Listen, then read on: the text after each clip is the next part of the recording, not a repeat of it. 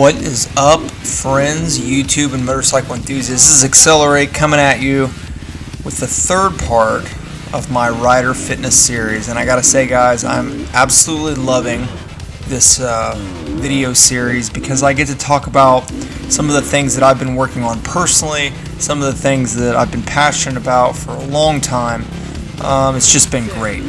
So this video is going to be about cardio endurance, cardiovascular endurance, our overall endurance, which I'll kind of shape this whole thing a little bit as I get into it. First and foremost, again, disclaimer, I am not a pro. I am not a professional trainer, I'm not a personal trainer, not a dietitian, not a PhD, MHD, GHG, whatever. I'm just a Joe, right? But I love fitness and I love dirt biking, and let's be real, I think those things go together really well. So I just want to throw that out there.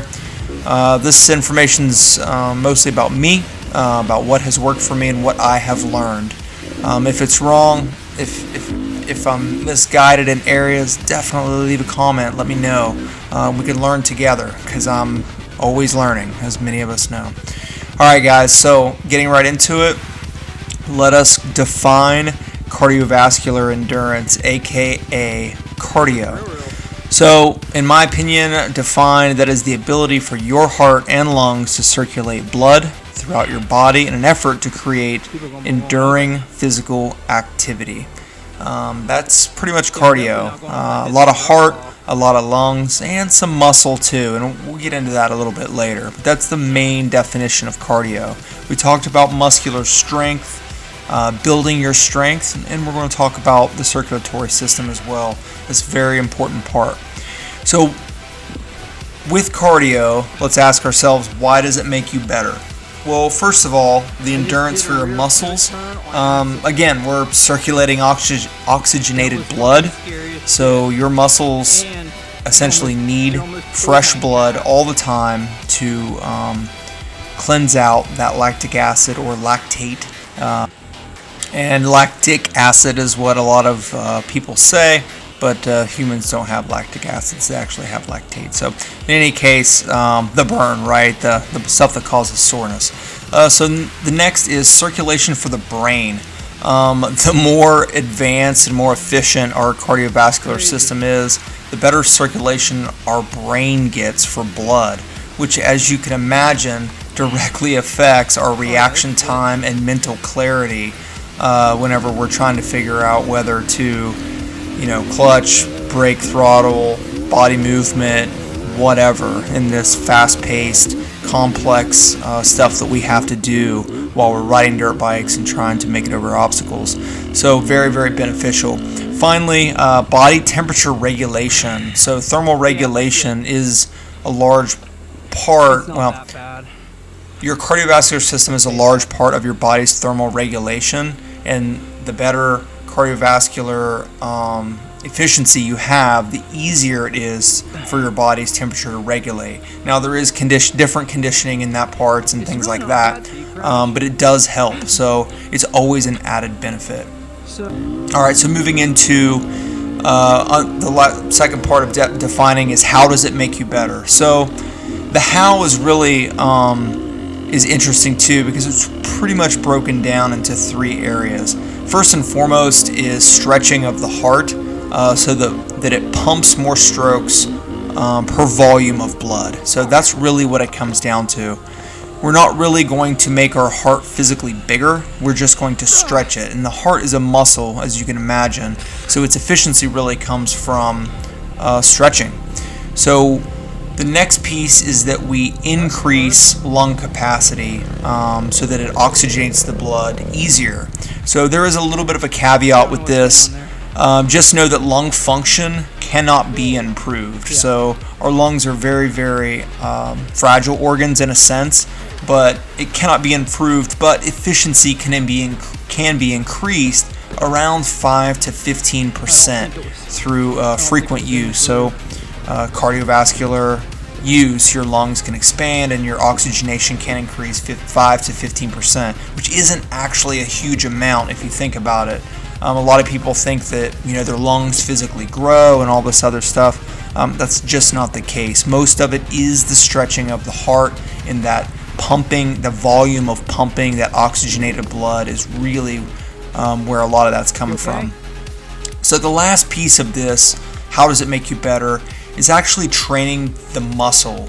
And I know I did a separate strength video, and it was specifically on being stronger, training the muscles, being able to pick the bike up, and endurance and things like that. But this is really a blended area, but it's something that we have to talk about whenever we're talking about cardio and then endurance.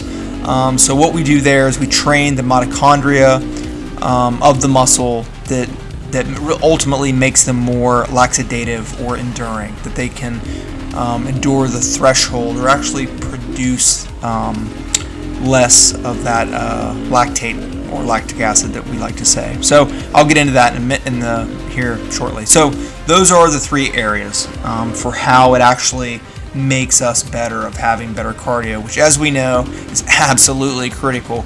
Every single person that I know that's ever ridden a dirt bike has been bent over the bars at some point, huffing and puffing, wishing that they were just in better shape. I know I have. It happens to me quite a bit, which is why I focus so much on learning about endurance and increasing my cardio, because it's one of those areas, frankly, that I've always been lacking in. So next we're going to move into technique.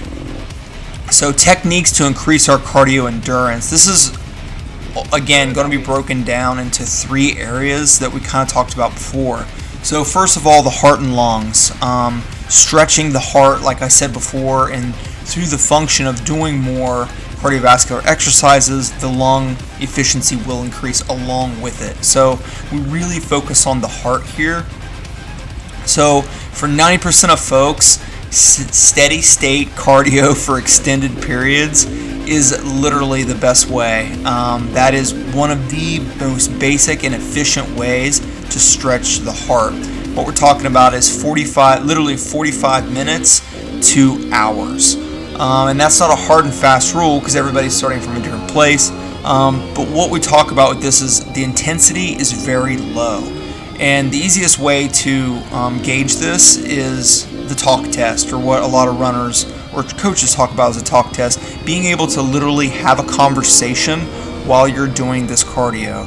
Not, you're not monologuing, but a candid conversation with another person if you were jogging or walking next to them.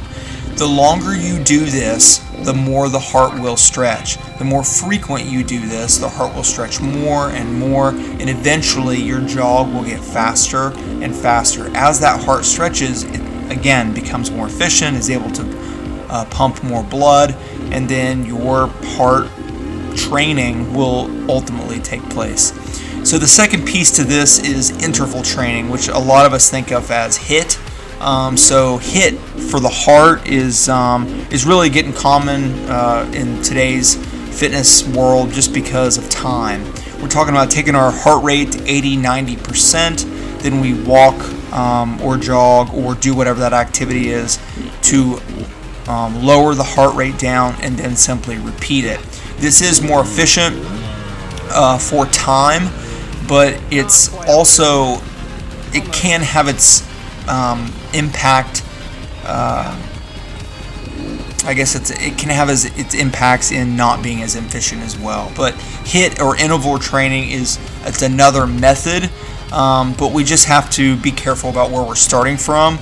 That going hard whenever you're starting from ground zero can cause problems. It can cause problems if you're not conditioned, and it can cause problems depending on what exercise you're doing. So the steady state, very low intensity, again, the talk test, starting with that low intensity is always a good place to start. With the interval, I will say the talk test is usually 80-90% heart rate is, you're not literally collapsing and not able to say a word. You can say a few words at a time. So that's about your 80 to 90% heart rate, which does vary based on age. The last piece of heart and lungs is the dynamics exercise. So in a lot of my research, I found that people like to say, oh yeah, I do cardio, I just squat faster, or I just lift heavier more frequently. So that's actually a complex thing with training athletes. There's this thing, afterload versus preload, and ultimately what they find is instead of the heart stretching, it grows thicker. So which isn't exactly the most ideal for developing cardiovascular efficiency or endurance for that matter. So just lifting weights faster, will it make you stronger? Yes, but are there better ways to do it? I would also say yes. So just a heads up on that one. So with dynamic exercise, it's again hitting that heart rate, and then more along the lines of the HIIT, but with dynamic exercises. So bringing the heart rate up to 89%, 80 to 90%, and then walking around, bringing that heart rate back up. This dynamic exercise can be running, it can be jogging, it can be kettlebell swings, it could be, whatever it is that involves multiple muscle groups at once to ultimately bring that heart rate up. So those are pretty much the three areas for the heart and lungs: the steady state, the HIIT, and then the dynamic exercise.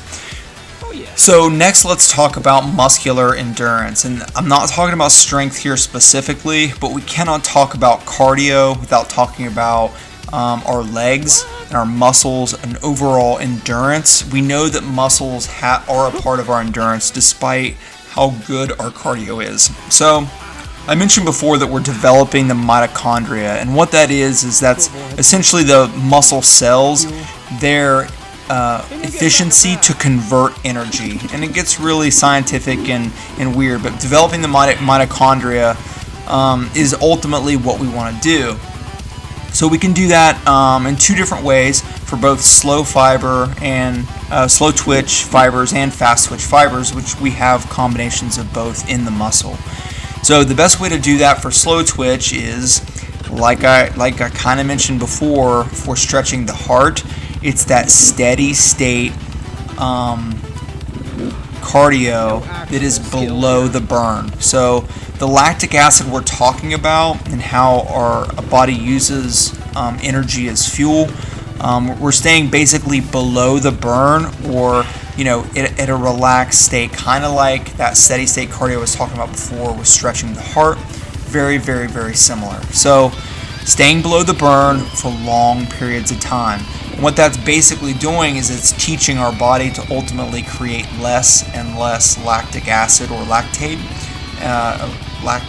and ultimately, as we develop less, we will be able to run farther and farther and perform a little higher and a little higher without developing a burn. So that's for slow twitch muscle fibers. For fast twitch, it's really more repeat training, which is kind of like HIIT, but kind of not. We would say, as an example, we would do a sprint, but stop just short of the burn and then rest.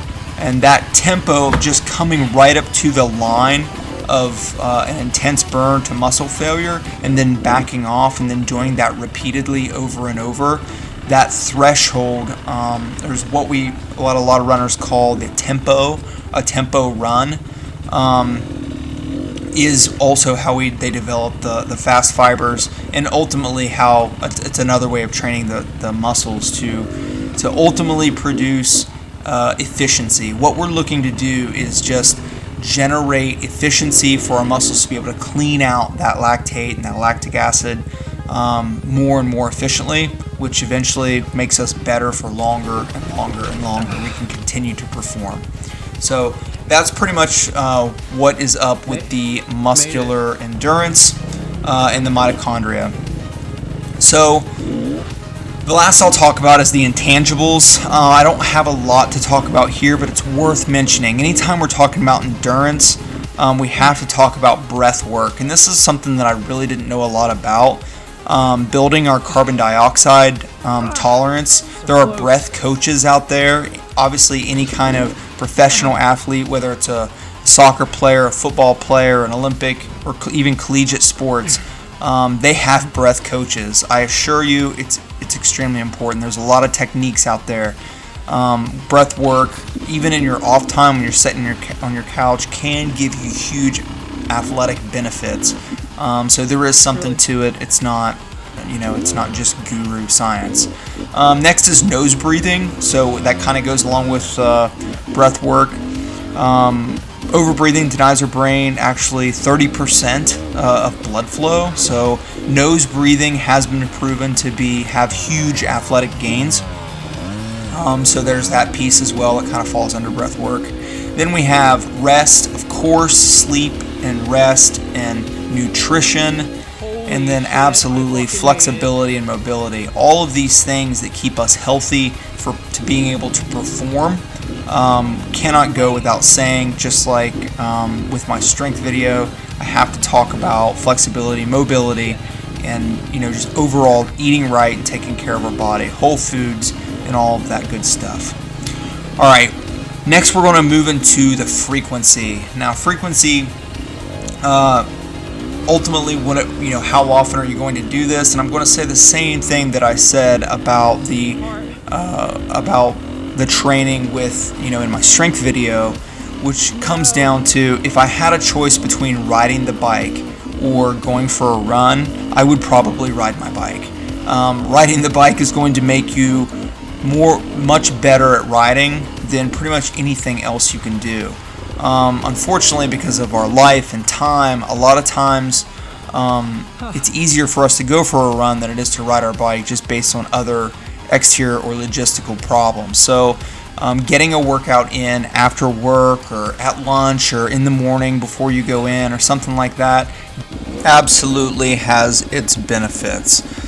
So what I'm getting at is basically assess your goals and your gaps, right? So we want to stay injury free. So my recommendation is always to start small with anything, whether we're talking about strength training, cardiovascular training, even riding the bike. You remember when you first started riding, we weren't attempting double blips and rock ledges and hill climbs. We were probably trying to get the basics down, which is a good place to start. So for cardio endurance, 2 to 3 times per week, I think, is a solid starting point when done possible. So next, my protocol. So essentially, this is what I do for myself personally, and I've kind of mentioned in my other video. I do 2 days a week of weight training or strength training, and that essentially is because my personal benefit or my personal physique is more weight oriented. Because I've been strength training for so long, my strength is in a good spot for me for overall strength. What I spend 3 days a week on is working on my endurance, working on my cardiovascular efficiency. I've shifted more towards my gaps, and I try to get balance in there, but man, it was immediately apparent when I first started riding, and as I started doing more hard enduro, that my cardio had a lot of work to be done, and my endurance was just failing, and it still is. So I look forward to getting better. That 3 days a week of cardio, I pretty much have a 3-tier approach, kind of like what I mentioned before. Up in the earlier sections, I do interval HIIT training. That's usually on an assault bike or something of that fashion. I will go as hard as I can for 30 seconds to really get that heart rate super high, and then I will rest literally anywhere from 3 to 5 minutes to get my heart rate back down. And then I will do that. I try to do it at least 5 to 7 times, depending on how I'm feeling. But it's pretty HIIT can be extremely challenging. So one thing that people will usually do incorrectly with HIIT is they'll try to do those intervals too fast. They'll say 30 seconds on, 30 seconds off. Well, that's not really HIIT. The idea is to get that heart rate back down to a normal volume or to a normal beat. So next I do repeat rounds. So I will do, it's kind of an enduring thing, but I will do different forms of cardio, everything from rowing, assault bike, a Versa climber, jumping rope, all kinds of Concept 2 skier. I have access to a gym, so there's a lot of different stuff that I can do. I will do 5 minutes on each machine, and I will just keep rotating and rotating, doing different stuff, being as dynamic as possible. Mostly steady state, but I will kind of ramp up the intensity periodically. And finally, steady state cardio. Steady state cardio for endurance definitely has its place. As I mentioned before, this is, if you start looking up training videos and things like that for runners, steady state cardio is unavoidable. It's a way that we can absolutely increase our endurance and just get better overall.